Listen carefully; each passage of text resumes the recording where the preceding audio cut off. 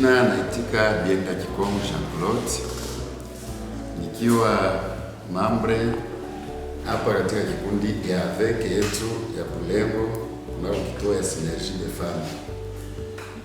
Kulingana gisi tulipokea mafundisho kuhusu masculinite positive, vraiment kwangu binafsi nilifurahi na nikaipokea na moyo ulio tayari, sababu kuna mengi ambayo nilifunzwa ndani ambayo mimi nilikuwa sijui. Zaidi sana sikuwa najua kama mwanamke naye ni mtu wa kupewa nafasi katika nafasi ya watu ambao wameketishwa kwenye barazani. Kumbe mwanamke naye ni mtu mwenye anakubaliwa kuingia baraza ya wenye wako wanafanya majadiliano katika chama.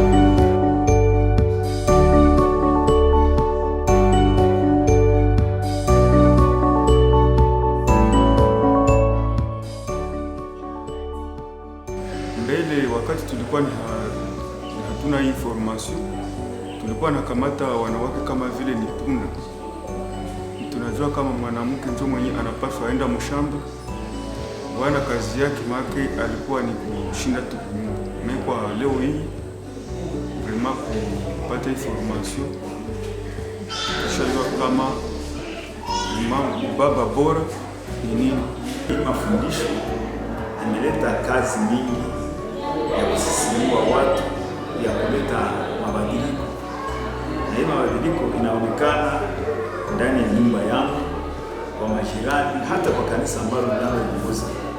Sababu hali ambayo nilikuwa nikiishi ndani, nilikuwa nafikiri kwamba ni hali nzuri, kumbe haikupendeza. Na naona wakati haipendezi mke yangu na haipendezi kumbe Mungu.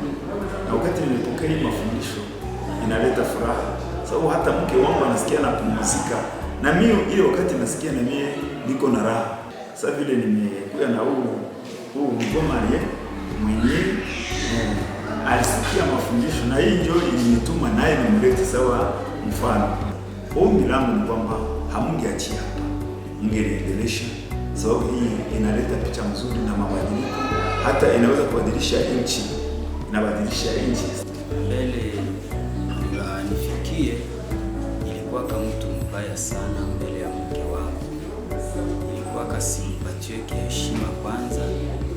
Walikuwa najua kama nikapata pesa ni zangu mie peke binafsi, nitazitumia gisi mimi napenda, na mimi naweza kula gisi mimi napenda, nitapatia mwanamke sawa vile siwezi mpa. Nilikuwa najua kwamba mimi naweza kamata madesizio zangu binafsi. Nilikuwa na jeuri mara mingi wakati mimi narudia kwenye nilikuwa na marafiki babaya, tunaenda tunalewa. Wakati mimi narudia nitampatia valeur yake, mimi namdharau, mimi naanza kumpiga. Watoto nao wananidharau kupitia ile hali yenyewe nilikuwa ndani.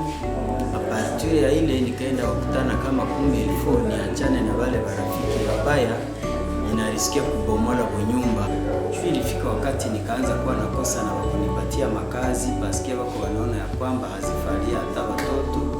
Siko nasomesha watoto juu ya wale marafiki babaya. A partir ya papa kukuya akanifundisha, kwa hivyo nilijifunzaka Synergie, nikapata mabadiliko. Sababu ijapokuwa tulifunza wengine mfamie, tukafunza mengine mkanisa, ni wakati mama naye alituletea hii mafundisho ya ubaba bora, tumejikuta tumeongezea tena mara nyingi mabadiliko katika maisha ya unyumba. Dishanjejo ile sinyasake tena bibi yangu, siwezi kamata decision munyumba bila kumshirikisha naye mawazo yake, na anailitaka mimi naikubali. Wakati alifuata mafundisho kufuatana na tabia zake mzuri zenye zilifurahisha, nimesema na mie leo niache vyote nikule nimfuate kusudi na mimi nisikilize, sababu kupitia tabia zake babona yetu na sie balishanje. Wakati tunamcheka hakuchoka, akaendelea sasa na kufanya zaidi sasa ya venye alikuwa nafanya, akaongezea paraporo kisi alikuwa kutonesha kama kusema yetu haikumwambia kitu, akaendelesha. Niliwahi kumshotea mai, kumsongea, kumpigia, kukamatisha mtoto wakati tunafanya kazi.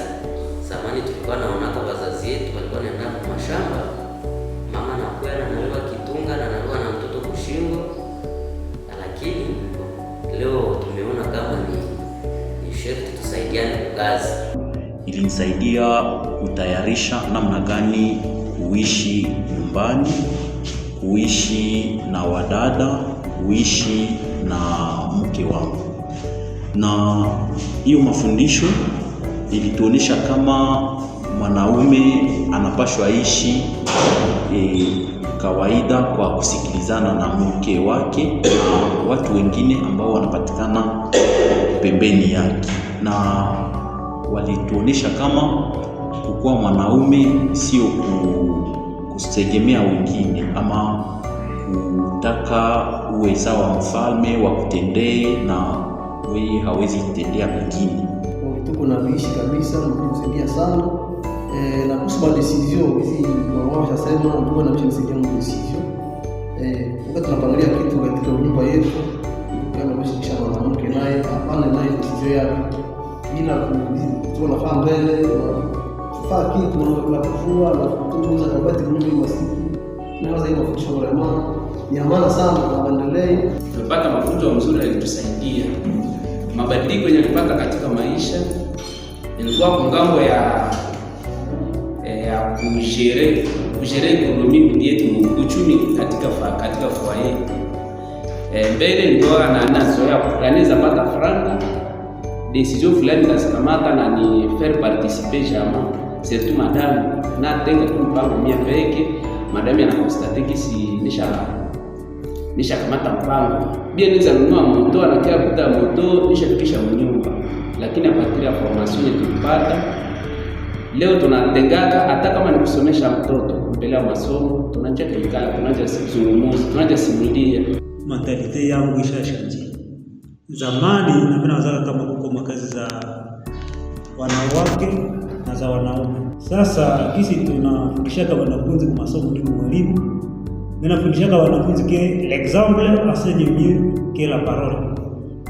Atuka hii formation ingekuwa ya muhimu, inaendelea isikatike na kusomesha watoto wengine baadhi zingine mafaida nasemanga na hawezi somesha watoto wafie juu na wataole wake, lakini tuko naenda fama nani ma sensibilisation na zile mafuaishi anje shaje basi anje aseme basika nao wataanza somo. Mwanzo ilikuwa vigumu, lakini kwa leo vraiment iko bien, nyumba zetu foyer iko bien na furaha ilikuwa iko kwa leo inaonekana.